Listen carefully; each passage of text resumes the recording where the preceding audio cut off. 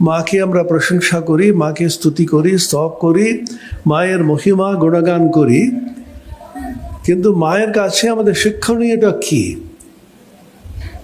আমরা দেবী স্তুতি করি, দেবতাদের স্তুতি করি, ওরা দেবতাই রয়ে গেলেন, শিব, কালী, দুর্গা, জগদ্ধাত্রী সকলে রয়ে গেলেন, কিন্তু অবতীর্ণ হয়ে যখন আসছেন, তারা আসছেন আমাদের শিক্ষা দিতে।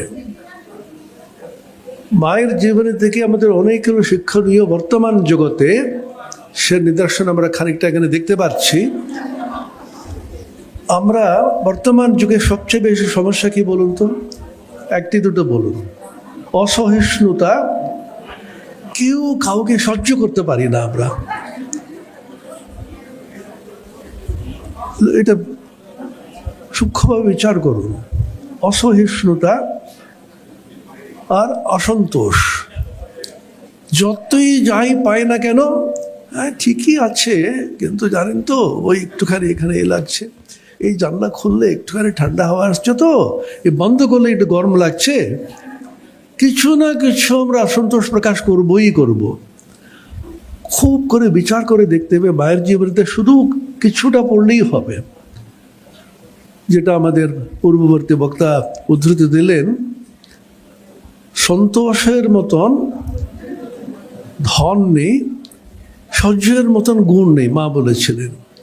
তুলসীদাসের বিখ্যাত একটি দোহা আছে, गोधन गजधन बाजधन वारिधन और रतन धन खान, जब आवत संतोष धन सब धन धूरी समान। সন্তোষ বলে একটা ধন যদি পেয়ে যায়, সমস্ত ধন যেন ধুলোর মতন লাগে। আমরা আরও চাই, যতই পাই ততই কিন্তু আমরা বেশি চাই, আর কোনোদিন তৃপ্তি বলে কোনো জিনিস আমাদের আসে না। তুমি নিজের মধ্যে থাকো না, আমরা নিজের মধ্যে না থেকে সর্বত্র ঘুরে বেড়াচ্ছি, অশান্তি ডেকে নিয়ে আসি, আমরাও অশান্ত হয়ে যাই, অপরকে অশান্ত করতে খুব পছন্দ করি আমরা। এখন এই জগতে বর্তমানে শান্তির সবচেয়ে বড় বিঘ্নকর্তাটা হচ্ছে, কিচ্ছু করার নেই কারো, আমরা শিক্ষা প্রতিষ্ঠানে সর্বত্র কিচ্ছু করতে পারছি না, সকলের কাছে ডাবল সিম মোবাইল, একটা সিমও না। বাবা মায়েরা কিছু করতে পারছে না, শিক্ষকরা কিছু করতে পারছে না, সমস্ত জগৎকে অশান্ত করার জন্য বিশাল বড় রাক্ষসের অবদান করলেন ভগবান, সেই নাম হচ্ছে স্মার্টফোন। হাসলে হবে না, প্রত্যেকের পকেটে আছে, থাকুক।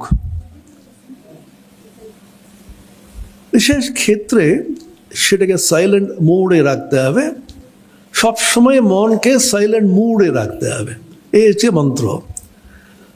মনটা যদি শান্ত না হয়, তাহলে শিক্ষাও হবে না, বিদ্যাও হবে না, আমাদের আনন্দও হবে না। আনন্দের সঙ্গে শান্তির বিশাল সংযোগ আছে।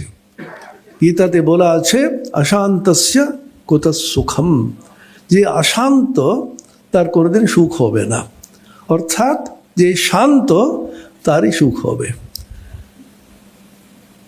চিরসুখ চিরশান্তি কোথায় হবে? ভারতীয় আধ্যাত্মিক উত্তরাধিকার, ভারতের ঐতিহ্য বারংবার বলেছে, আত্মজ্ঞান না হলে শান্তি হবে না, আনন্দও হবে না। আত্মা মানে ঈশ্বর, আত্মা মানে গুরু কৃপা, আত্মা মানে ব্রহ্ম, যে নামই বলুন না কেন, এই ছাড়া কোনো উপায় নাই। তম আত্মস্থম येन पश्यन्ति धीराः तेषां सुखं शाश्वतं नेतरेषां, तम आत्मस्थम येन पश्यन्ति धीराः तेषां शान्तिः शाश्वती नेतरेषां, কঠোপনিষদের বাক্য এটা। নিজের মধ্যে আত্মতত্ত্বকে যদি উপলব্ধি না করে যতই তুমি করো, তোমার কোনো দিন শান্তি হবে না, যতক্ষণ না উপলব্ধি করো কোনো দিন সুখ হবে না।